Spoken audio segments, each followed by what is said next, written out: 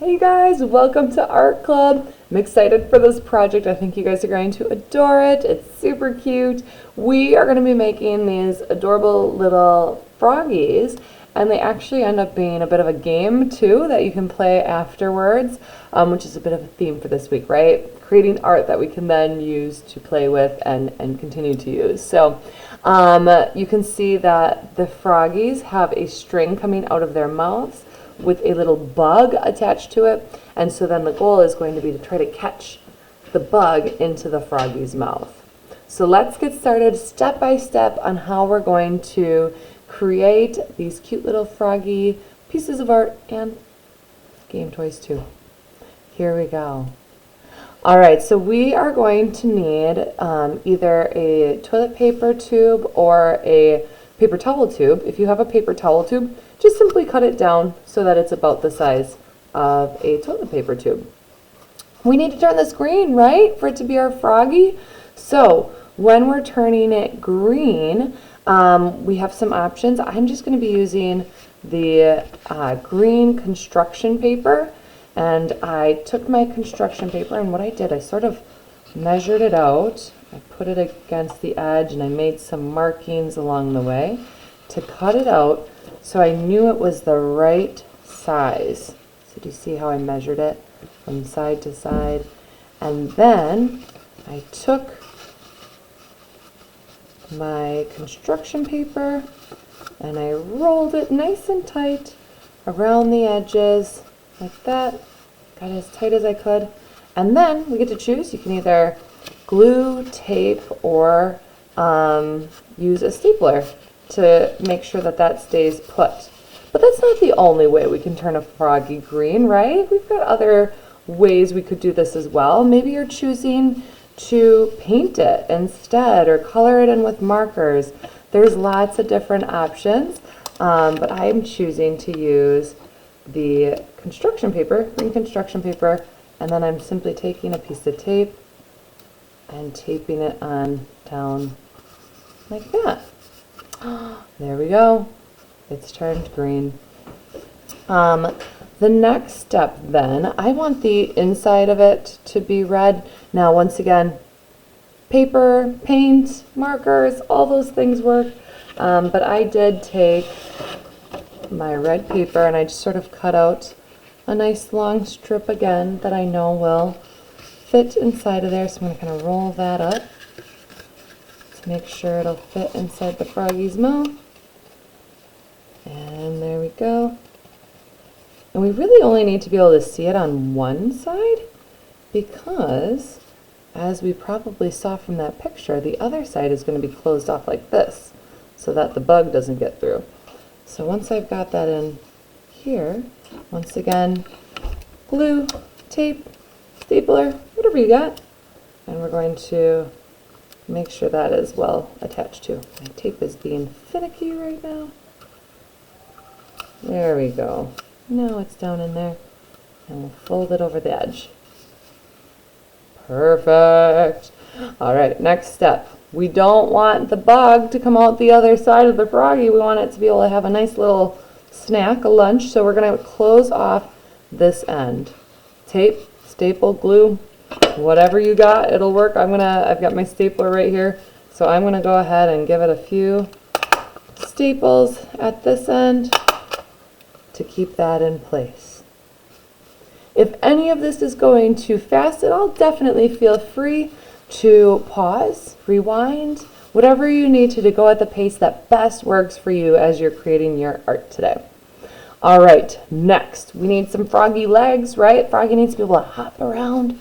So what I used for my froggy legs was actually the cardboard from a cereal box, because this cardboard is a little bit more thin than the cardboard from, like, you know, a shipping box, Amazon box, that kind of thing. So I just wanted it to be the nice thin cardboard. So what I did, I chose some shapes for the froggy legs, and I cut those out. Let me put them on the black paper. I feel like sometimes it's a bit easier to see on the black paper.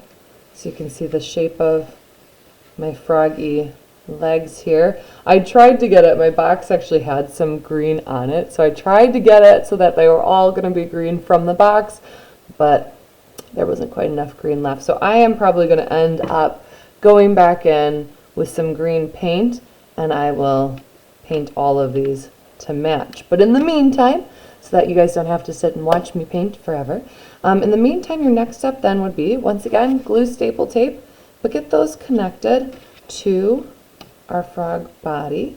I'm going to use glue this time. I might reinforce it with some tape just because I'm going to be picking mine up quite a bit here to show you guys next steps. Maybe I won't be gluing it. My glue does not want to come out. Oh my goodness. Well, I guess I'll just be taping it for now.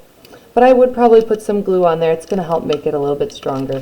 For now, I'm just going to tape it though, since my glue does not seem to want to come out of the glue bottle. It's being a little shy today.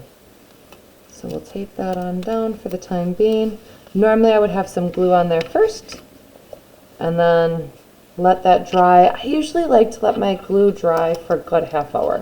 That way we know that it's nice and dry and it's not going to be falling apart, especially since this is something that we might want to play with, and we don't want it, you know, falling apart within the first couple minutes of playing with it. Okay, I'll get those last couple legs taped on for the moment. Put that right on my froggy bottom. There we go. One more leg to go. And there, now my froggy has 4 legs with which to jump. Like I said, I would probably go back and just paint these all so that they match. While I've got my paints out, I might also paint some spots or other fun decorations on there. Maybe some eyes. We can also add googly eyes to it as well. So many fun options, and you as the artist get to have the artistic freedom and creativity to decide what you want it to look like. So feel free to play around with how you want to decorate your froggy. The last couple of steps then, because our froggy's getting hungry. So we need to make sure froggy has a snack. So I used my cereal box cardboard once again, and as you can see, I cut out a little butterfly. So there we have it. You can have your froggy have any kind of snack that you want. Maybe it's a grasshopper, maybe it's a fly, maybe a bumblebee. I don't really know what frogs all eat. I think some kinds of insects. So anyway, I made a butterfly. And you can see that I took, whoop, there we go, took my markers and I decorated it a little bit. But once again, depending on what supplies you've all got there and available, you can choose to maybe paint, maybe crayons, whatever you've got.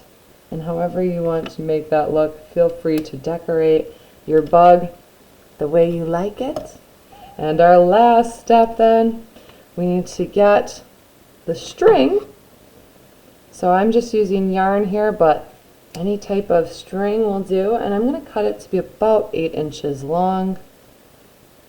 That way it makes it a fun game, but we don't want it so long that it makes it impossible either. And once again, we can glue, staple, or tape that together. I think I'm going to use the stapler for this. But whatever you've got at your space and you think is going to work best will be just fine. All right. Let's see, can I get the yarn in there? Boom! Yes, it's connected. All right, so now I've got one end connected. We've got to connect the other end inside of my froggy's mouth. That nice long tongue that likes to catch bugs, right? So let's see. Get the yarn ready to go. And sometimes it can be a little tricky. If you need an adult's help for this, it can be tricky. So there we go. Now we've got that on in there. Here we go. Now we get to play the game and see if we can get... Oh, it was so close. Look at it. It landed on the froggy leg. I thought I had that one. Well, I'm going to keep on playing. Oh, I missed again. My little froggy. Oh, I was so close. I think once I get off camera, I'm going to be able to do this, you guys. Go ahead and keep on playing that froggy game. Decorate these however you want. Make them look cute. And don't forget, once you're done, take take a picture and upload it into our Art Hall of Fame. Can't wait to see you guys next time. Bye!